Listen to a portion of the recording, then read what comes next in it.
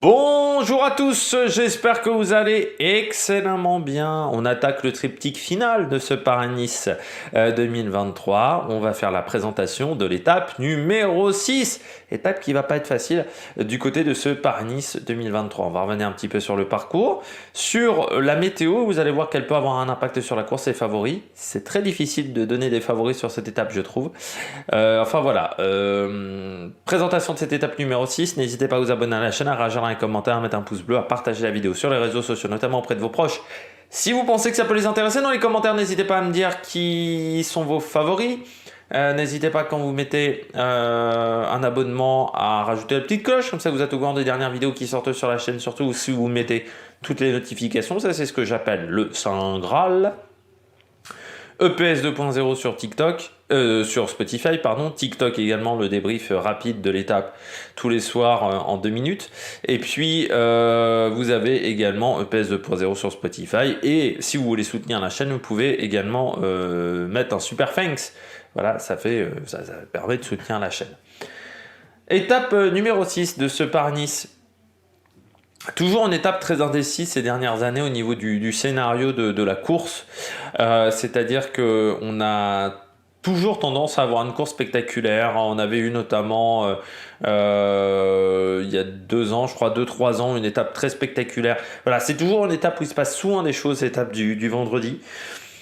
Parce que on sait que le lendemain c'est l'arrivée au sommet, on sait que pour les baroudeurs c'est la dernière chance de gagner parce que samedi c'est compliqué, dimanche il faut vraiment qu'il y ait des écarts au classement pour qu'il n'y ait pas des coureurs qui tentent des choses sur cette dernière étape.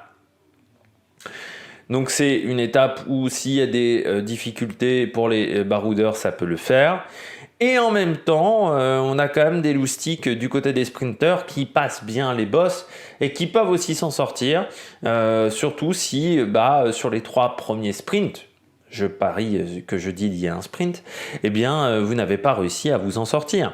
Donc il peut y avoir vraiment plusieurs scénarios de course possibles et ce qui rend la course souvent très indécise. On se souvient que c'est l'étape remportée par Burgodo, c'était l'étape du vendredi ou c'était l'étape du jeudi, je ne sais plus, par Burgodo, mais il se passe, c'était vendredi je crois, il se passe toujours des choses, voilà, le vendredi sur Paris-Nice, et parfois vous avez des coureurs qui se révèlent le vendredi sur Paris-Nice. En plus, on traverse quand même le Var, c'est toujours difficile les traversées du Var, des Alpes-Maritimes.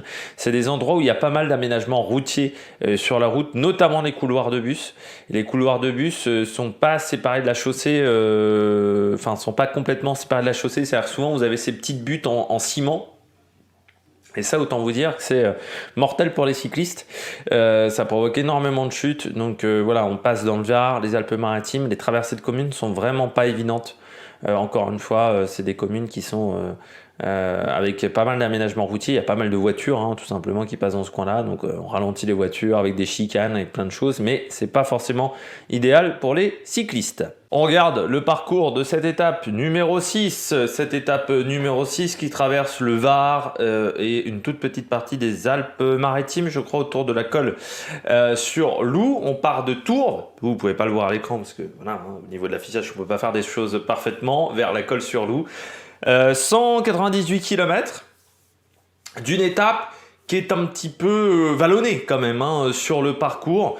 On longe pas totalement la côte. On est à gérer toujours à 25-30 km au minimum de la côte.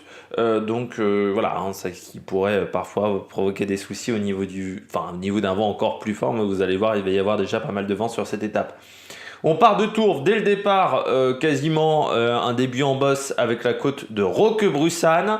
3 km 7 à 3,7% de moyenne. Cette côte de Roquebrussan, c'est pas très difficile. Il y a un passage à 4,2% pendant 1 km, entre le kilomètre 2 et le kilomètre 3. Mais c'est pas non plus la côte la plus difficile de ce parcours. Ensuite, on redescend vers Brignoles, Carcès, Draguignan, et à partir de Draguignan, c'est là où la course va devenir vraiment compliquée pendant une bonne centaine de kilomètres, enfin quasiment presque jusqu'à l'arrivée, mais on pourrait dire. Parce qu'à Draguignan, on attaque la deuxième difficulté du jour, la côte des Tuilières. 2 km 4 à 7,5% de moyenne, et en fait c'est le type de côte qu'on va retrouver toute la journée. La côte des Tuilières, c'est-à-dire des côtes très courtes avec des pourcentages. On pourrait qualifier cette étape de l'étape des murs, comme sur Tirreno Adriatico, mais c'est vraiment ça. C'est-à-dire qu'on va enchaîner des bosses très courtes, entre, je dirais, 1,5 km et 3 bornes maximum. Par contre, on va enchaîner des bosses avec du pourcentage. Et cette première bosse, elle est totalement dans cette stratégie-là, avec une montée à 7,6% de moyenne, mais vous voyez qu'il y a quasiment un replat au milieu à 4%, et en fait la majorité de la difficulté se déroule au-dessus des 8% de difficulté, notamment les 400 derniers mètres à 9,5% de moyenne. Ça veut dire qu'on a des beaux pourcentages, ça veut dire qu'on a aussi des pourcentages max qui sont bien plus forts que ce que je vous indique là. Là, ce sont des pourcentages moyens sur 500 mètres, pourcentages max qui sont souvent en France sur 100 mètres, sont bien plus importants. On dépasse parfois les 10, 11, 12%. Donc cette côte des Tuilières, il va falloir la franchir, surtout qu'on sera quand même à 120 km de l'arrivée. Alors on est encore loin, mais en même temps, vous allez voir que les conditions climatiques peuvent un petit peu animer la course peut-être dès ce moment-là. Ensuite, derrière, la côte de Cayenne, 2 km à 6,2% de moyenne. Cette côte de Cayenne, elle est à 80 km de l'arrivée, même un peu moins. 2 km à 6,2%, côte de 3e catégorie. Cette côte de Cayenne qui n'est pas forcément la plus dure de la journée, mais là encore, sur le 2e kilomètre, vous voyez un passage à 9,8% pendant 500 mètres et un passage à 6,3%. Côte encore une fois très courte, mais avec du pourcentage. C'est vraiment une étape où on peut se préparer. Je dirais pas se préparer parce que c'est encore dans un gros mois et demi, un petit mois et demi peut-être, Liège-Bastogne-Liège, mais ça permet de se mettre en route pour ce type de course-là, pour les coureurs sur ce format-là, parce que c'est le type de pourcentages qui sont vraiment pas faciles à gérer. On poursuit ensuite. On a une descente et on a la côte la plus longue de la journée, sommet au kilomètre 133,5, c'est-à-dire à une grosse 55 km de l'arrivée. C'est la côte de Cabris, 5 km 3 à 5,8 de moyenne, côte de 2e catégorie, cette côte de Cabris, hop là. C'est pas la côte avec le plus de pourcentage, par contre c'est la plus longue et il y a quand même un pied où on a un kilomètre à 7,9%. C'est pas si facile que ça la côte de Cabris, parce que déjà, encore une fois 5 km, et il y a quand même toujours une pente présente, à part entre le kilomètre 2 et le kilomètre 3, mais dans les portions en bleu, vous pouvez le voir, on est juste en dessous en fait de l'indication en rouge, c'est-à-dire on est sur du 5,6%, du 5,9%, donc c'est quand même des pourcentages, et encore une fois, on aura déjà pris des belles côtes auparavant. Donc ça peut ne pas être facile, surtout qu'au sommet de cette côte de Cabris, on est totalement à découvert, avec un plateau au sommet pendant 3-4 km avant la descente vers Grasse. On redescend même complètement vers la Colle-sur-Loup. Premier passage sur la ligne d'arrivée. Un passage 700 mètres à 5% dans le dernier kilomètre. Et puis ensuite, la montée finale de la côte de la Colle-sur-Loup. 9,7% pendant 2 km. C'est très très compliqué. La côte de la Colle-sur-Loup avec notamment 500 mètres à 15% de moyenne. Autant vous dire que c'est monstrueux. Ça va faire mal au guibole. Et ça pourrait vraiment faire lâcher la majorité des sprinteurs du peloton qui pourraient ne pas passer cette difficulté. Encore une fois, un passage à 15%, même si c'est que sur 500 mètres, les sprinteurs n'aiment pas du tout ça. Autant les sprinteurs, ils arrivent parfois à s'en sortir sur 2-3 km quand c'est des pourcentages entre 5 et 7% ou 7,5%. Là, c'est 15% sur 500 mètres. Je rappelle que les sprinteurs sont des gros gabarits. Les petits pourcentages, c'est pas bon. Les gros pourcentages, c'est pas bon pour les grands gabarits. Donc ça risque d'être compliqué. Et puis vous voyez, c'est jamais plat. Il y a 8,4%, 8,6%. Donc c'est quand même compliqué pendant toute cette montée. Et puis après, ça continue de grimper vers la Tourette-sur-Loup avec pas mal de petites rampes en fait, comme vous pouvez le voir. Et le sprint bonification à la Tourette-sur-Loup, 500 mètres à 8,8%. Et ensuite, la descente. On redescend vers la Colle-sur-Loup. Particularité quand même de l'arrivée. Comme vous pouvez le voir sur le graphique, ça grimpe encore une fois dans le dernier kilomètre. C'est pas une arrivée toute plate. Donc ça peut également, si on a encore un petit groupe, faire des écarts sur cette étape. Donc Tourve, la Colle-sur-Loup, une étape qui ne va pas être si facile que cela. Du côté de la météo, alors le temps va être très agréable. Le temps sera sec, grand soleil. C'est vrai qu'on a un Paris-Nice pour le moment où en termes de pluie ça a été léger, avec des températures très agréables, hein, entre 15 et 17 degrés. On se croirait presque au mois de mai sur les courses françaises. Hein. C'est des températures vraiment fort agréables. Enfin, quoique maintenant au mois de mai souvent il fait 25-30. Par contre, il faudra faire attention, beaucoup de vent qui sera sud-ouest-ouest, donc de dos. Alors parfois il sera complètement de dos, parfois légèrement de 3/4 d'eau. Et dans le final, il y a un moment où il sera de face, mais ça sera plutôt dans la descente où il sera de face, mais surtout la vitesse de ce vent entre 50 et 100 km/h. Autant vous dire que ça peut être très costaud en termes de rythme. Il ne faudra pas rater le début du direct sur France 3. Est-ce que ça peut donner des idées aux leaders ? Je ne sais pas.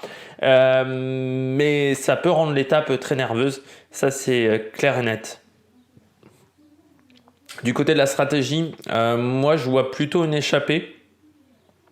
Parce que, encore une fois, je ne vois pas forcément des leaders prendre des risques sur cette étape, en sachant que le lendemain, il y a quand même la couillole.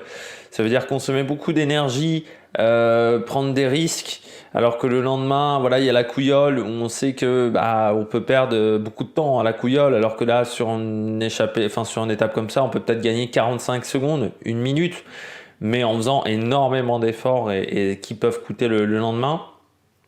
Moi, je vois plutôt une échappée également parce qu'on aura du vent de dos. Et ça, c'est toujours favorable à une échappée parce que c'est très compliqué de récupérer une échappée quand il y a du vent de dos. Aussi parce que c'est la dernière chance pour les échappées et donc on va certainement avoir une grosse échappée. Ça m'étonnerait qu'on ait une échappée avec 3 pécores à l'avant de la course. On va avoir beaucoup plus de monde à l'avant de la course. Et que l'étape en plus n'est pas facile à contrôler parce qu'il faut réussir à s'organiser. Or, en sommet de chaque difficulté, le peloton risque d'être très étiré.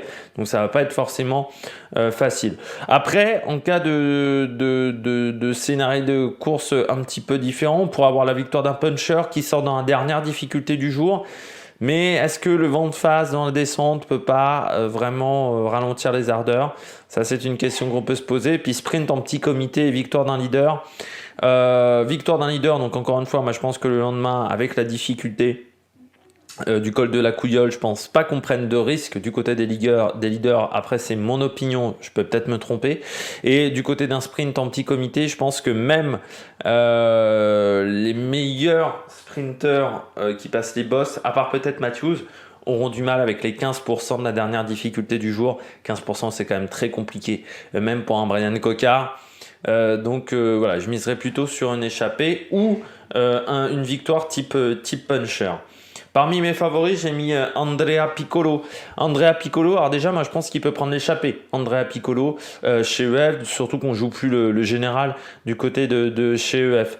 Deuxièmement, Piccolo, il est moins marqué que notre ami Paulès. Si Paulès prend l'échappée ou si Paulès, il aura la pancarte pendant toute la journée. Par contre, Piccolo, moins. Et pourtant, Piccolo, c'est quand même un mec qui a eu des très bons résultats en fin de saison dernière. Donc c'est un coureur qui est très bon puncher. C'est vrai qu'on l'a peu vu en ce début de saison. Mais Andrea Piccolo, c'est un coureur qui peut être dangereux dans une échappée. Michael Matthews, alors moi je le verrais plutôt sortir dans le final, Matthews. Encore une fois, je pense que c'est le seul qui, avec les 15%, peut passer la montée. Malgré tout, Matthews, s'il se retrouve dans un groupe de 20-25 coureurs et qu'il a que Simon Yates pour l'aider, Simon Yates ne l'aidera pas. Et ce qui veut dire qu'il peut se retrouver à être obligé de suivre les attaques et peut-être pas pouvoir suivre toutes les attaques dans le final. Donc ça peut être un problème pour Michael Matthews. J'ai mis Simon Geschke également en cas d'échappée. Geschke, on sait qu'il est très performant dans ce type de montée-là. Hein. Il a des qualités de puncher quand même, Simon Geschke. Donc ça peut être un coureur intéressant. Et puis parmi les coureurs à suivre, Kevin Geniet. J'ai mis Kevin Geniet au cas où du côté de Groupama, on se dit tiens, pour aujourd'hui, on le laisse prendre l'échappée, Kevin Geniet. Parce que vu la puissance qu'il a, et c'est là aussi, c'est quand même un puncher, plus un puncher qu'un grimpeur pour moi, Kevin Geniet. eh bien, c'est le type de parcours qui convient parfaitement à un puncher. Et Kevin Johnyaerts aussi, c'est un petit peu comme Piccolo. Je suis pas sûr que ce soit forcément des coureurs très surveillés. Alors, il sera surveillé par les coureurs français et des équipes françaises, Johnyaerts, mais pas forcément par les coureurs étrangers. Donc, ça peut lui laisser une carte. Et puis, Skelmose, en cas d'arrivée, avec un groupe de leaders, si ça s'attaquait au niveau des leaders, Skelmose, il semblerait qu'il ait eu un problème. Moi, je ne l'ai pas vu, hein, le souci lors de la première arrivée au sommet dans l'Allier. Donc, voilà, il a dû changer de vélo. Donc, peut-être qu'il aurait été mieux placé sans ce problème technique. Skelmose, on sait que c'est un coureur qui a une bonne pointe de vitesse. Il aime plutôt le sud de la France, on l'a vu en ce début de saison. Donc, ça peut également être un coureur intéressant du côté du programme télé. Eurosport 2, 15h, France 3, 15h10. Voilà, c'est la dernière journée avec ces horaires-là. Je rappelle que ce week-end, les 2 étapes auront lieu à 13h parce qu'on aura le tournoi destination en même temps. Donc, pour éviter de chevaucher avec le tournoi destination, les étapes auront un départ très matinal. J'espère que vous avez aimé cette vidéo. Si vous avez aimé cette vidéo, n'hésitez pas à vous abonner à la chaîne, à réagir dans les commentaires, à mettre un pouce bleu. Et puis nous, on se retrouve pour de nouvelles aventures sur la meilleure production. Ciao, ciao!